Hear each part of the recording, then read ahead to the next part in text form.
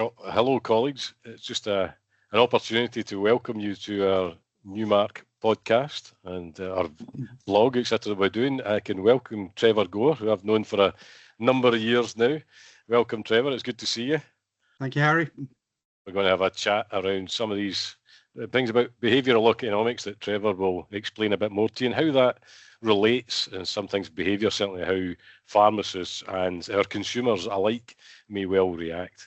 So, Trevor, I'll hand over to you, and you could give our colleagues a brief background of your operations and experience, shall we say, in the pharmaceutical industry, and then we'll get into the sessions for good. Okay, thanks, Harry. I started in community pharmacy in 1,000 million years ago, and I'll tell you how I got interested in behaviour, and then it'll link to my career. So I worked for a bit for Merrill, which was Merrill Medicines, Merrill Dow, Herx, Marion Roussel, etc. And I was your typical rep. I was seeing doctors in the morning, pharmacists in the afternoon, and it was the usual stuff. I'd do the sales pitch and say, so will you use our product? And they'd say, yeah, we will. And then I'd go down to see the pharmacist down the road, and they'd say they'd never seen a prescription for it. So I sort of understood that pharmacists and a lot of people just say what they expect you want to hear rather than the truth. But I went to a doctor once and did all the same spiel and said at the end, so will you use our product? And he said, no. And I said, why not? You've just agreed it's cheaper, faster, better, more wonderful. Why wouldn't you use it? And he said, because I've known the other rep longer. And that was sort of a light bulb moment for me. I thought, even doctors, even pharmacists don't make decisions rationally. There's a whole lot of behavior going on behind it. So I went away and got a degree in behavioral psychology to try and understand why people do the weird stuff they do. And then I joined a small company up in Hull called Reckitt & Coleman. Obviously became and managed to survive 20 years there, and many Numark colleagues will know me from I've spoken at Numark conferences, ran a load of training sessions for Numark over the years, and others. And last 5 years at Reckitt, I was a global healthcare training manager, but I've been bringing in behaviors into most things I do, because we tend to be stuck in pharmacy of we may change the message, but we deliver it in the same way, even though we know it doesn't work. So, you know, we know adherence is a huge problem, but we just think if we shout at people and tell them to take the medicines or remind them, that will work. We know it doesn't, but we still keep doing it. So I started doing a lot of work on what's called behavioural economics. And since I retired, in inverted commas, over 10 years ago from Reckitt, that's where my focus has been. So I'm a trustee of the Self-Care Forum, because I believe self-care should be the underpin everything pharmacy does. It's about looking after people.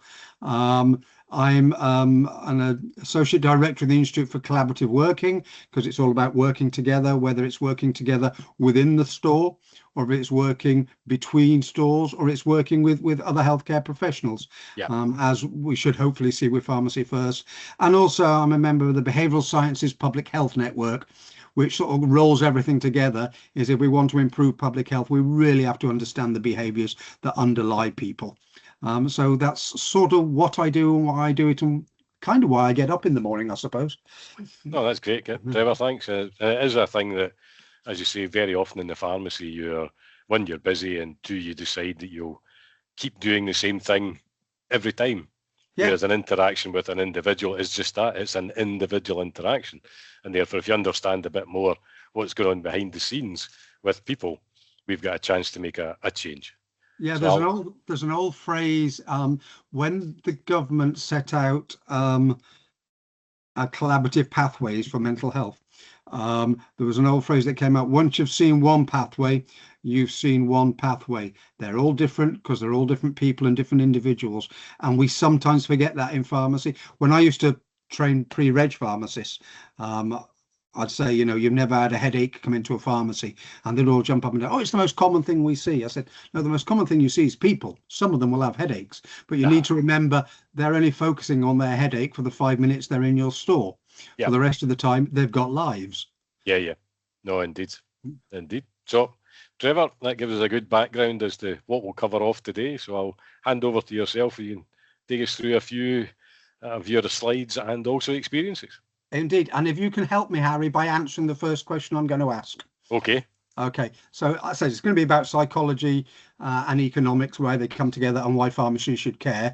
So if I was to ask you, Harry, a bat and a ball cost £1.10, and the bat costs £1 more, how much does the ball cost? Your answer would be? Quickly. Bat costs £1 more than the ball. See, the bat costs £1 more than the ball, so the ball costs 10p. It doesn't. It costs 5p. So the All ball right. is 5p. The bat is £1 more, so that's £1 and 5p. But everybody gets that wrong. Yeah, okay. Because it's how the brain works. Human brains are particularly lazy, and they try and find the fast solution to everything. And that's the problem with the brain. It likes shortcuts. There's an old phrase, thinking is to humans like swimming is to cats. They can do it, but they'd rather not. And so as we grow up, education's taught us to stop thinking. So if you ask a group of kids, 5-year-old, what a box is for, they'll come up with everything. It's a rocket, it's a shoe, it's a hat. They'll come up with a million things. By the time you get to 15, you ask them what a box is for, they'll say for putting things in. Education stops our ability to think. It gets our ability to follow rules. So at age 25, it's the reverse. It's 2%. Only 2% can think creatively and outside the box. So it's a challenge. Daniel Kahneman, who is my hero, sadly died 2 years ago. He wrote this book, Thinking Fast and Thinking Slow. And he won, as you see at the bottom of the book there, the Nobel Prize for Economics. Okay. He wasn't an economist, he was a psychologist. And he came up with a theory of system 1 and system 2, different ways the brain works. And 95% of your decision making is intuition and instinct. And people don't like to think it is. Everyone always says, oh, well, I'm different, I think like this. And I just showed you, I know you to be a bright man, Harry, but you got that wrong with the bat and ball, and everybody does. And some of the things I'll talk about, you'll think, well, that's nonsense. That can't possibly be true. But this is all scientifically proven. And the thing about behavioral economics is we're not rational, and it's revolutionized everything we do, from medicine to how we spend, from finance to football. I did a talk recently. Are you a football fan, Harry? I am. Yes. Where's the optimal place for a penalty taker to kick the ball? Down the middle. Absolutely. Why do none of them do it? If they know, if we all know it. Yeah. They don't do it because they don't want to look stupid. So it's because if they kick it down and the goalie doesn't move, you look a complete imbecile. Yes. Yeah, absolutely. So so even when we know what the right thing is, we don't often do it. And the thing that's here is most of the behaviors that affect people's health don't take place in a healthcare setting. As I said, stopping smoking, exercise. I'm a type 2 diabetic. I hardly do any exercise. I take my medicines properly, but I don't diet properly. So understanding how to make people do these things is better. And as it says there, behavioral economics disproves that we're logical, but we're illogical in highly predictable ways. So we can help people by understanding what they're doing and change things. Now, this is called nudge theory. You don't have to upgrade their life. You just have to push them in slightly different directions because we know what they're going to do wrong and how they're going to do it wrong. Okay. Yep. So I've been frustrated for quite a while. I call these people bad actors. And they may not, but gambling, fast food, alcohol, all of them know all the tricks to use, and they use them brilliantly. And healthcare and pharmacy has never got their head around this. So I think we're of an age, Harry. But when I used to go to the old pub slot machines, you put your 2p in, pulled the handle, the wheel span round, and if you were lucky enough to win, it went cha-chunk, cha-chunk, cha-chunk, and paid out some money. Now they just print out a ticket.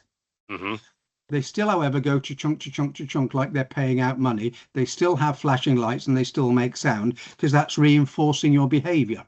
So they know how to do it. Fast food knows how to drag us in. I'll use a good example of that in a minute. Pubs know how to get us in for happy hour and buy one, get one free, buy one, get one half price. They know all the tricks on what motivates people. And we just have sort of missed it in pharmacy. And then we've seen around the world, but in the last year or so, social media, they know how to make you doom scroll and keep going. If we could have people understand that about pharmacy, how to make them keep coming back and doing the right thing, it'd be a great place. But we don't use them. We just put up a sign. So there's huge amounts of use. And the 3 reasons I think every pharmacist should know about behavioral economics is everything you're doing in your shop is actually changing a customer's decision. It's either getting them to use their medicine correctly, to be adherent. It's getting them to sign up for pharmacy first. It's getting them to treat their headache sooner, whatever it is. It's about getting them to change their decisions. And that's what behavioral economics talks about. It's robust. It's not just Trevor here on a Friday afternoon sat at his table. They're world-renowned scientists. They've done all these things. And it says there's a remarkable number of biases. Biases are where we don't behave as logic would suggest we should. There's well over 120 biases. I'll probably cover half a dozen in this. So it's a huge area where we can help people. Okay. And the thing we always say is you don't get results by focusing on results. You get results by focusing on the habits and behaviors that produce results. Yep. And I think too often in pharmacy, we focus on get them to do this rather than what is the habit and behavior that either helps them to do it or stops them doing it. So this is a favorite picture of mine. There's three things we can... America, obviously, but before I'll be rude about them, but then I'll tell an awful truth. So one, we're not logical. Look at that. They're going to a fitness center. There's a perfectly good flight of stairs. They'll go up an escalator. Yeah. So we're not logical. We do things against our own best interest sometimes. And we're also social. We'll follow what other people are doing. Now we laugh at that because it's America. But if you ever park outside a gym in the UK and watch the people that drive around the car park for 10 minutes till they can find a parking spot near the door. Yeah. It's the same illogical behavior, but predictably illogical. We know people are going to do that. Yep. So other parts of the NHS have got this and are using it. There used to be a nudge unit at the NHS, but unfortunately the government got rid of it. But getting GPs to prescribe fewer antibiotics, telling them to prescribe fewer antibiotics didn't work. Showing them how they performed against their colleagues did significantly. And that's something that we can use, I think, in pharmacy first. We don't give feedback. We just say, oh, my Dr. Jones isn't giving me many referrals. Does he know that he's only giving you 10 referrals where the surgery up the road is giving 30? So we don't use sort of feedback, and we could. And there's all sorts of these nudges, these biases that we should be using in pharmacy that the NHS has sort of caught up. We tend to tell people off rather than encourage them. So we say, oh, you're not taking your medicine, rather than saying, well, 90% of their people do take their medicine. So that's a social influence. Don't you want to be like everybody else? But I'm always surprised when I go into any healthcare professional, like doctors, dentists, nearly all of the posters I see on the walls are admonishing people. They're telling them off, telling them what to do rather than this is a better way of doing it. So behavioral nudges, what are they? How do they work? I said there's over 100, 120 that we all do. The big four are social proof, which is, do you want to be like other people? Most people do. There's loss aversion, where we think telling people they'll gain something is the right answer. Research shows actually telling them if they don't do something, they'll lose it. I'll give you a concrete example of that in a minute. There's framing. How you present the same piece of evidence can have a dramatic effect, and I'll come on to that. And then there's something called anchoring. The order in which you give people information is actually quite critical, because we tend to rely on the first piece of information we're given, whether it has any relevance to the task or not. There's a great experiment, got a load of people to write down their national insurance numbers and then asked them what the last two numbers of their national insurance number were, and then showed them a jar that contained a load of jelly beans and asked them to guess how many jelly beans were in it. The people whose national insurance number was higher always guessed higher than the rest. So no logic behind that at all, but it shows anchoring. A number will suggest things to us. Social proof, the government use it. So this was trying to get tax returns in. In the control, they just sent a letter, pay your tax. Then they did three conditions. They sent a letter that said, in the UK, the majority of people pay their tax. They then said, in the West Midlands, the majority of people pay their tax. And then they sent one that said, in Rugby, the majority of people pay their tax. And you can see as it goes down the list, the more community to you is, the figures go up. So it's personalising it. It's sort of saying in Mr. Jones's pharmacy, and I'll give you some great examples of this later on. In Mr. Jones's pharmacy, this is what we are doing, rather than in pharmacy. And most of the stuff I see talks about pharmacy as a concept rather than your pharmacy. And it's like, I remember when I was a salesman, you'd go in and say, flog in your new product, and you say, oh, the average customer, and every pharmacist I've met say, yeah, I don't have average customers. We all like to think we're different. This is used cleverly in GP surgeries. So instead of saying 172 appointments were wasted by patients not cancelling them, that's highlighting the behaviour you don't want. It's telling them that lots just cancel their appointments or don't cancel their appointments. They're just wasted. So why shouldn't I do it? It's like don't drop your litter, and with big piles of litter, then everybody says, well, everybody else is dropping it. Why don't I? So that was just slightly checked and tweaked to say last month 82% of the patients kept their appointment, and that resulted in a 31% reduction in DNAs, do not attends, as opposed to the 13% when they put the previous message up.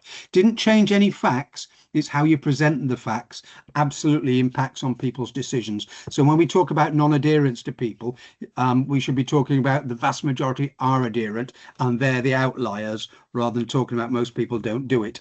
Okay. So things like, I know every pharmacy I go in, there's loads of medicines that aren't picked up. So how do you convey that information to your customers that, 40-50% aren't picked up, or 20%? Think about how you frame it. So you're talking about the vast majority of people do pick up their medicine. Maybe you should be one that does it as well. Yep. Okay. And again, take your litter home. Other people do. Really simple. And this will come up over and over again. Lots of areas in government, in the NHS, understand these behaviours and use them. Pharmacy is a bit slow on the uptake. Reframe is how you change something. So during COVID, they measured people's mental health, and the people who were told you had to be stuck at home during COVID fared a lot worse than people who were told they were going to be safe at home. Safe at home. Yep. Exactly the same circumstances. Yep. You were at home and weren't going out, but how you do it. This yogurt's a prime example of framing. Nobody advertises their yogurt and says contains 20% fat. They all advertise it's 80% fat free. It's exactly the same. We need to be more careful of how we use words. You would never give your child a carbonated sugar drink with loaded potato fries with too much salt and a beef burger on with bread. You would never do that. Let's call it a happy meal, shall we? So again, that's what I mean by bad actors know this sort of stuff. Reframes. There's a great argument that we keep changing in pharmacy. Is it a minor ailments policy or a common ailments policy? Yep. And the evidence suggests very strongly that when you've got a headache, it's minor. When I've got a headache, it's probably a brain tumour. Minor sort of says it's not worth treating, whereas common suggests everybody gets these. So it's back to the social proving thing. So I prefer common to minor. There's also some evidence, and I find this really interesting, that we know A&Es are under pressure. We know a whole host of reasons you can't get into your doctors, etc., etc.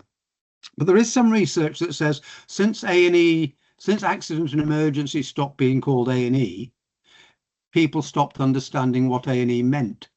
Sure. So they just go there, whereas accident emergencies are a damn good clue. In the retail world, if you haven't got something a patient wants, and I will come back to this later, out of stock indicates to the patient you're not a very good retailer, you didn't buy enough. If you put sold out, it indicates this is a really impressive product that everybody's buying, and I'm at fault for not buying it when you had some. So it doesn't change the reality there's nothing on the shelf, but it changes how people think about that reality. But my favorite reframe, and this again, nearly all the things I'm going to talk about shouldn't make sense but do. So this is Shreddy's Wheat, and Shreddy's ran a campaign about they were changing their old boring square Shreddies to brand new diamond Shreddies, new and exciting, the taste for the future.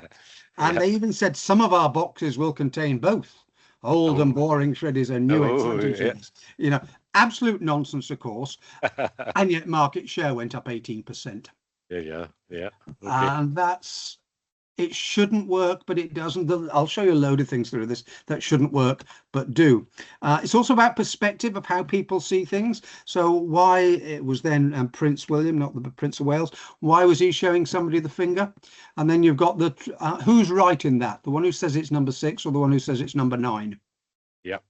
They're both right from their own point of view. Perspective. So Harry wasn't actually giving anybody the finger. He was saying that's 3 kids I've got now.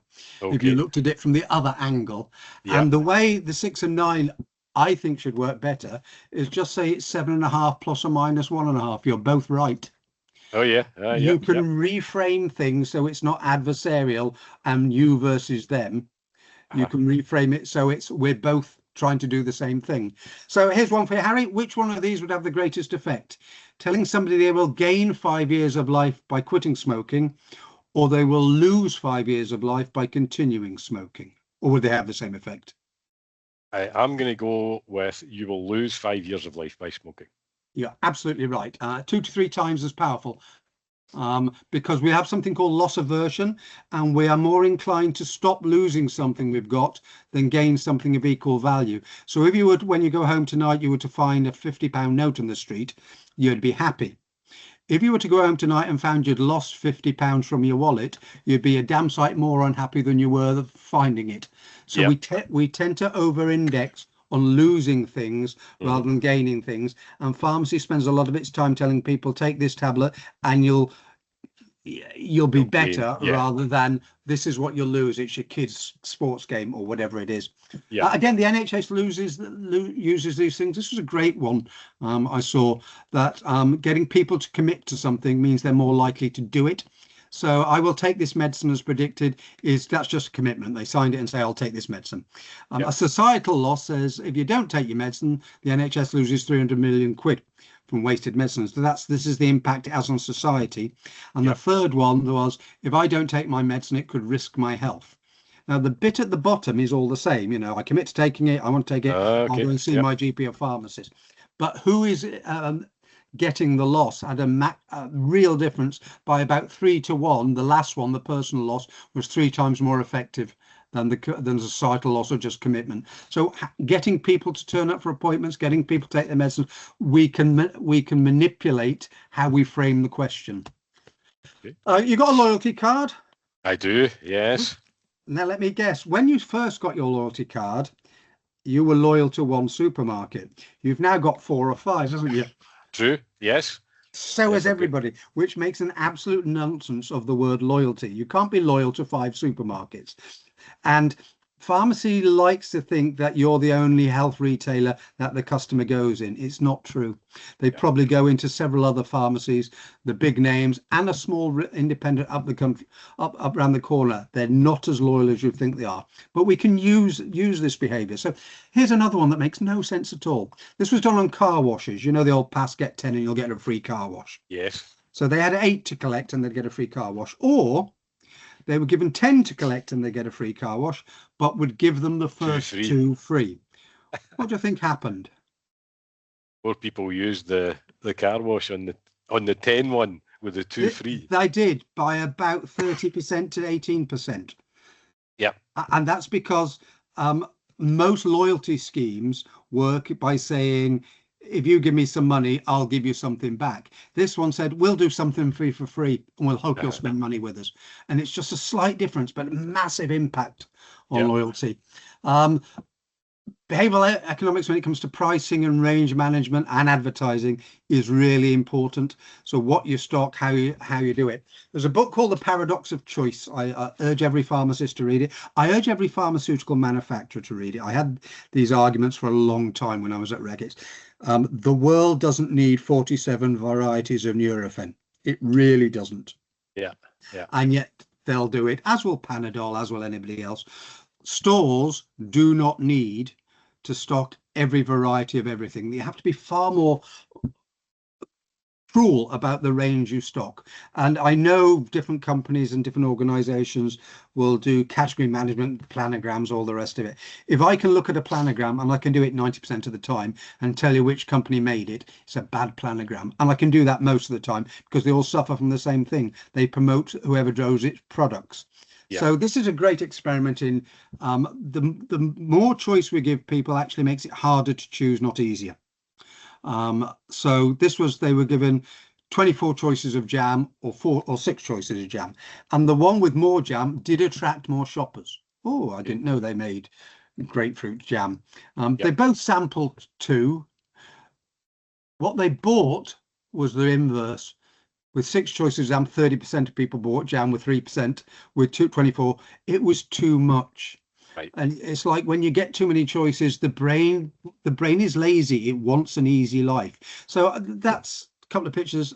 Which toothpaste do you go for? Yeah. Is it Yeah. whitening or caviar? It's just nonsense. And what the public see is, it's bigger, it's better, it's faster, it's all the marketing superlatives everybody uses. And the brand managers do this. Oh, it's our wonderful packaging design. This is what the consumer sees. My usual brand or the one on sale, and that's what they buy. So Okay. all the rest of it it's marketing flannel. So the 3 size is optimal. If you just stock 2 of anything, if you've only got 2, you're going to miss quite a chunk of sales. So a small, medium, and large is optimal, because for some they'll want the small, some the large, and the medium. Anything over that doesn't help. So having an extra small and an extra large, it's like when I don't drink coffee, but I go with my friends to coffee shops, and how anybody gets a coffee now is beyond me. 15 different sizes, none of them in English, and then 500 different ways of having a coffee. I grew up where you put Nescafe granules in a cup and poured boiling water all over it. Yeah. But there's lots of things, knowing this rule of 3, that you can use to help sales and help customers. So people avoid extremes. So people don't like the smallest of anything or the biggest. So if you have 3, it makes it easy to point to the middle one you want. It's less risky and it's rational. But if you ever go online and look at something, there's nearly always 3 categories of anything they want to sell you. There's the basic, there's the most popular, and the premium, and they highlight the most popular. So it's back to the social proof and said, this is what most people buy. They're not telling you have to buy. Pharmacy never does that. It doesn't say this is our most popular. It just says, there's our range of 500 products behind the counter. Yep. It also can change how you perceive things. People don't know the value of anything. And we all think, everyone is on price comparisons. And that's the point. They're comparisons.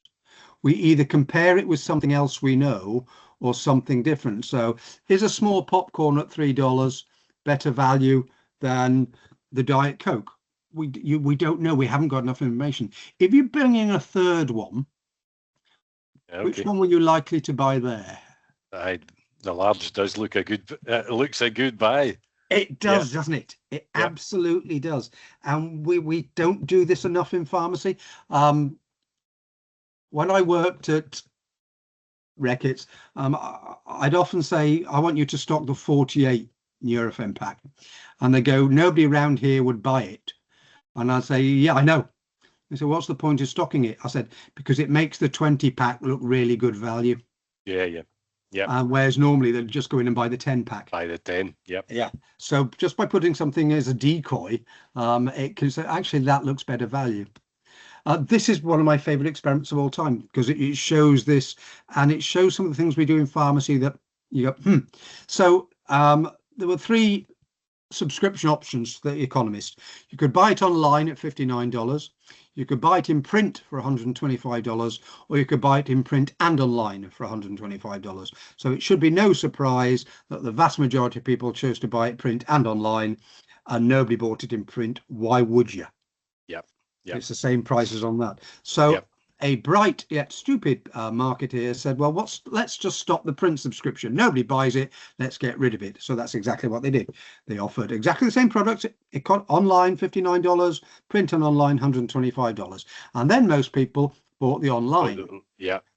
The net result was, when you had the thing that nobody wanted, your take for 100 customers was $11,000, and your take for that was $8,000. That's a significant loss by removing something that nobody wanted. Yep. Okay. Yep. So there's a lot of learnings there for pharmacy. Oh, it doesn't sell, get rid of it. Maybe it has another job rather than selling, is to point to where the value lies. You will use charm pricing. Charm pricing. It's, let's call something $4.99. Now, the logical part of your brain, the 5% that we use, tells you, well, $4.99 is £5, isn't it? But the illogical 95% sees the number 4 and says, this is £4 something. Yep. And it looks cheaper. And Costa are very good there. So they could have put any muffin and coffin, go large, is £5.34. Yeah. But they didn't. They said it's 4.99, and if you go large, that's an extra 35p. Yeah. So it still keeps it under £4. So when we're looking at pricing within pharmacy, you can boost sales by, if something's a round number, take it down by a penny. It's a tiny loss of margin, but will increase your sales. But Yeah. also, if you're at £10.75, you can increase it to £10.99 because everyone will just see the 10. But yeah. Yep. So that's one way of doing it. Standing out, the role of brands and products and pharmacy is to stand out from the crowd. And by awful consensus, everybody's decided they're going to stand out by doing exactly the same thing. So if I was to take off the logos of all of those painkillers, you wouldn't know what brand they were talking about. And I have a whole video clip on this. You indicate a headache by putting your hand to your head, backache by going like that. And what's worse in my eyes is right at the end, when you've taken your tablets, they'll show you running along a beach or in a park with your grandchildren. Yeah. And that everybody does it. It's not differentiating in any way at all. And that's one of my concerns about pharmacy. When I see pharmacy advertising, whether they're advertising their pharmacy or their services, what they tend to advertise is the concept of pharmacy rather than your pharmacy. So they say, come to pharmacy for pharmacy first. Well, every pharmacy does pharmacy first. That's no disrespect to yours. But if I was to take the Numark fascia off there and put another one, could you distinguish that from any pharmacy? They just all look the same. So, and you know, the NHS doesn't help us. Community Pharmacy England doesn't help us. So that's the poster that went out for pharmacy first. Yep. But that just says pharmacists do pharmacy first. Doesn't say your pharmacy. That's another one. They at least, this is from a friend of mine's pharmacy, at least puts our pharmacy now offers NHS funded treatments. So this one you've never seen, which is Mr. Shah can help today, personalised to the shop owner. He delivers 60% of pharmacy first services in your area. If you're not the number one, just change. That's a reframe. Just say, Mr. Shah, number of pharmacy first is increasing by 20% week on week. You can make it look like it's socially the responsible thing and what everybody's doing. Yep. And then here's how to get in touch with me and other things we may do that aren't pharmacy first. The reason you've never seen a poster like that is I designed it using behavioural science rather than the NHS, is let just people go to pharmacy first. Yeah. Okay. So that's personalised stuff as much as we can. And let's talk about things that matter to people, things that don't. So the very first MP3 player said things like, I'm squinting to read, it had 128 meg of memory, digital PPI tuner with 10 presets. Very interesting. Yeah. Then that fella came along. Mm-hmm. And do you know how it advertised itself? No, say 1,000 pockets in your 1,000 songs in your pocket. Yeah. Absolutely. It's about what matters to people. They don't care about the MP. I get really irritated. I'll talk about health literacy in a minute, but the industry is particularly bad, and I've heard pharmacists and assistants do it. Yeah, ask somebody who picks up a pack of Nurofen, are you taking another NSAID? Do you really think the public know what an NSAID is? Yeah. That's our language. That's not the public's language. Yeah. And words mean a lot. There's something called concrete words. We remember words that we can picture in our head far better than we do words that have abstract meaning. I did this at a conference recently. At the beginning, I asked them to remember 10 words, and they thought I was going to ask them later on in the conference what words they remembered, and that was half of it. So I did after about 5 minutes, and I said, but I'll predict which ones you remembered. And I got them all right, because when we look at healthcare, we use terms like it's well-being, it's your health. Can you picture well-being? Can you picture health? It's really hard to picture. But one of my favorite brands is Red Bull gives you wings, because guess what? Red Bull doesn't give you wings. But they don't say Red Bull gives you energy, because it's really hard to conceptualize energy. So as soon as you say Red Bull gives you wings, you know what they mean by it. So again, pharmacy should be better at using the words it's got. How you order prices is important. So these are exactly the same beers, and they were priced on the price list either from low to high, starting at $4, ending at 10, and the average sale was $5.78, or high to low, started at 10, finished at 4. Same beers, same prices, just the order you presented them was different. Average sales higher or lower? Higher. I'd go about $7. It was 602. It wasn't. Okay. It wasn't. Yep. It wasn't that high. But it's why good wine lists start at the Up at the expensive top. stuff, and you go, I can't afford that. What's a bit cheaper? Uh-huh. Whereas if you put the cheap stuff at the bottom, at the top, people buy the second cheapest. Got you. Yep. And again, with pricing in pharmacy, we were always taught you should go low, middle, high in your pricing. Yeah. Actually, if you go high, it's an anchoring technique. Uh-huh. Too well by this one.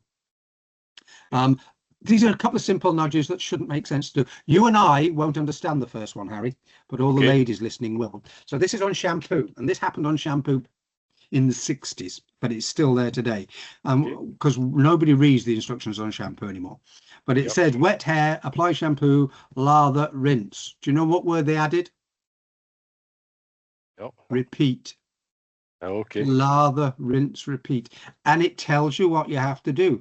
The number of people who are still washing it all out and then doing it again. And in healthcare, Alka-Seltzer. What's the motto? Plink, plink, fizz. What did it show you? You have to take 2 tablets.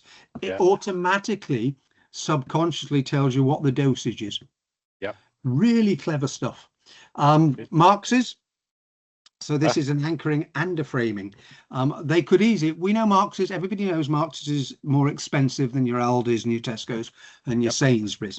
So they don't compare themselves to Aldi's meals. They compare themselves to dining out versus dining in. And suddenly dining in for 2 for 10 quid, including a bottle of wine, doesn't look that pricey, does it? No. Yep. So condom users do this. I got Reckitt's to do it. I didn't. That was in America. But I liked the idea of do a reframe and how we make them think about it, and we did that. Yeah, I've seen that one. Yeah. Yeah, absolutely. It's really clever. It's really clever. Very clever. And again, we should be using more of this environment. What we compare when we're talking about painkillers, for instance. I'm going a lot about painkillers, but let's move it. When we talk about gut remedies, we compare Pepto-Bismol v Gaviscon v whatever. Think wider. Should we compare it against a meal out that you might miss? So just think a little differently about comparing one against the other. You wouldn't have thought of comparing a condom versus a baby's teat, would you? Yeah. And then I see this quite often. This is something I like because it tells a truth that people aren't prepared for. So I will talk about self-care in a minute, but for lots of major conditions, the public don't understand how pharmacy funding works. Let's be brutally honest, the government don't understand how pharmacy funding works. But because they think you get the money if it's paid for a prescription, they don't understand it at all. So just pointing out that if they come to you for a pack of hay fever tablets, that's the cost. If they go to a GP and you get a prescription of it, there's a whole hidden cost they don't see, and God forbid they go to A&E, and it just makes it relevant to what actually is the cost. And then it's to make the right choice for you and your NHS. And again, it's putting it on, this is about you and your behaviours. Okay. So self-care, as I mentioned at the beginning, I'm a trustee of the Self-Care Forum. I am the treasurer, God help them. I replaced Rob Darricott, who was my predecessor. So we all know Rob. The thing that I want people to remember is the World Health Organization, you can read it there, is the ability of individuals, families and communities to promote health, prevent disease, maintain health and to cope with illness and disability with or without the support of a healthcare provider. Lots of people hear the word self-care and think I'm being left on my own. Nothing could be further from the truth. This is where pharmacies should be every hour of every day of the week, supporting people in all those things. However, it is reliant on consumers' health literacy, and I'll show you some stuff in a minute that should scare you. And it also helps people across a whole range of conditions, whether it's non-prescription OTC meds or managing their prescriptions. So there are 7 pillars of self-care. So number 1 is knowledge and health literacy. And it's not just can you read the instructions. Do you know where to go to? Do you know when you should be using pharmacy versus when you should be using 111? Do you know what pharmacies can do? It's all those things right up to the rational use of products, services and medicines. Now, pharmacy is involved increasingly in all the others, and you've got social prescribing, but those are the 2 things are everyday meat and drink. Health literacy is the degree that people can process, understand health information, because people with low health literacy visit emergency rooms, hospital, they die. at a younger age and with less complicated diseases than they need to. So, and health literacy and adherence. So, you know, drugs don't work in patients who don't take them. I mentioned earlier how much of your much of your medicines aren't picked up. Every fibre of my being tells me, why would somebody not pick up their life-saving blood pressure medicine or their life-saving diabetes medicine? This is prolonging their life, and yet they don't. And we know with most chronic medicines, a term I dislike, by the way, because the public don't use the word chronic in the same way we use the word chronic. Yeah. But within sort of 5-6 months, 50% are non-adherent, not taking them as was agreed. And that continues to be a problem. And about 16% of hospital beds are taken up by people who have problems with their medicine. And that should be pharmacy's role. Adherence is currently one of the biggest challenges, but there has been a lot of work done on what's the biggest thing to prevent loss of adherence, and that's personal connection with a pharmacist or pharmacy staff. This plays right into what pharmacists can and should be doing. There's a load of evidence about it. This is in the BMC Public Health. The efficacy of interventions to improve health literacy does improve health behaviour if we get involved. And there's a load of free information out there. I used to, many years ago, look at what the local needs were, either the pharmaceutical needs or the local health needs, and then try and get pharmacists to focus on them. I don't think it's been updated for a number of years now, but I did this the other day. So understanding health information, I live in Rugby, and looked at how good Rugby was on health literacy, and we're slightly better than the mean. So the mean of national prevalence says just under 40% really struggle with health literacy, and Rugby is 35. So it's not huge, but that still means 65% of the Rugby population struggle. Yep. And we like to think, well, we're a rich country, and it doesn't matter. Germany's worse than us, by the way. So it really is a problem. So we start using pictures, and the old phrase, pictures speak 1,000 words. You can look at a picture and comprehend what it says about 60,000 times faster than reading it. Yeah.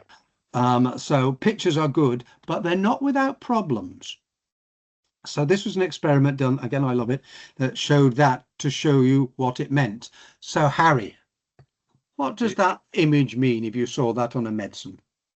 No, on a medicine. If it was on a medicine not suitable for children. Absolutely. So when they asked the public, they said exactly that. Don't give this medicine to babies. Keep out the reach of children. All the way down to, if you take this medicine, you won't get pregnant. Now, I don't know what they were looking at. I don't know what they looked at that to say, don't take it if you're breastfeeding. I don't know what image they would have put on for that, but it's but we all think that everybody sees the world in the way we do, and they don't. We know that's what it probably meant, but that's not what the public sees. So there's a new science called metaphors. I don't know if you've come across it. No.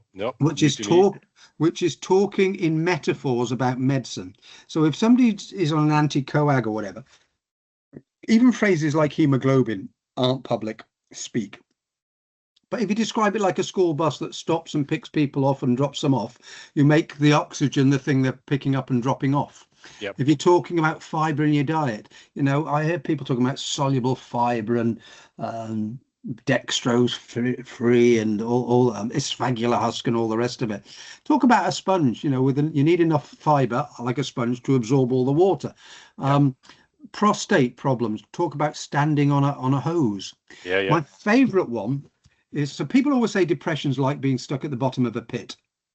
Nobody does the next bit. Your medication is the ladder to get you out.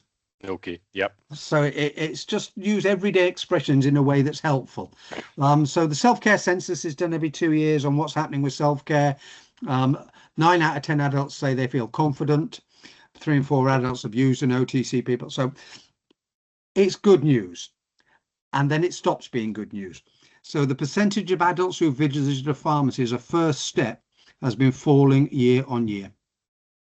That concerns me, and it should concern you.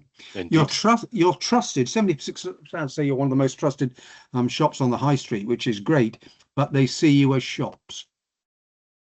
They don't necessarily use it as healthcare. And even my own friends have said to me about pharmacy first, oh, should I really go to a pharmacist for an antibiotic? And I've told them, come September, nearly every pharmacy you go into will have a prescriber. Yep. And they look at me and think there's something wrong with that. So I think there's a big PR job to be done still on pharmacy first. But when PIP comes in, huge job.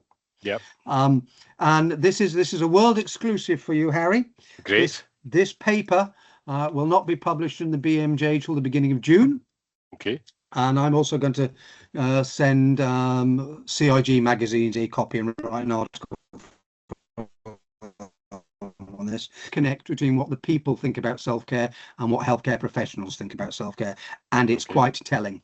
Right. There's this paradox. Professionals feel that the public don't understand it. They've got health literacy problems. But the public say, actually, we do understand it. We'd like healthcare professionals to be more supportive when I come in and say I need help with self-care. Because remember the definition, it's with or without a healthcare professional. And at the moment, it's being sort of without a healthcare professional. Yeah. If you look at over the last half dozen years or so, Google hits, which is the stratospheric line on the term self-care, has gone up from 331 million to 6 billion. In the same period, PubMed articles in the healthcare space has not even doubled in that time.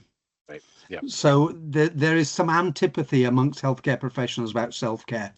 And the professionals said the main barriers are patients' willingness to engage and take responsibility. And the patients say, no, we want to engage and take responsibility.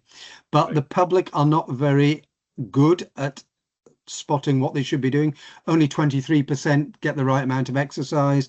Nearly half of people don't know the amount of alcohol. That's men. Women are very good at knowing the maximum weekly alcohol intake, strangely enough. So there's a difference between us. Technology is important. I'm not against technology, but we see almost every day now there is a problem of mistrust and distrust, and the things are different. So distrust is somebody, misinformation is somebody tells you something that's not true. They may believe it to be true.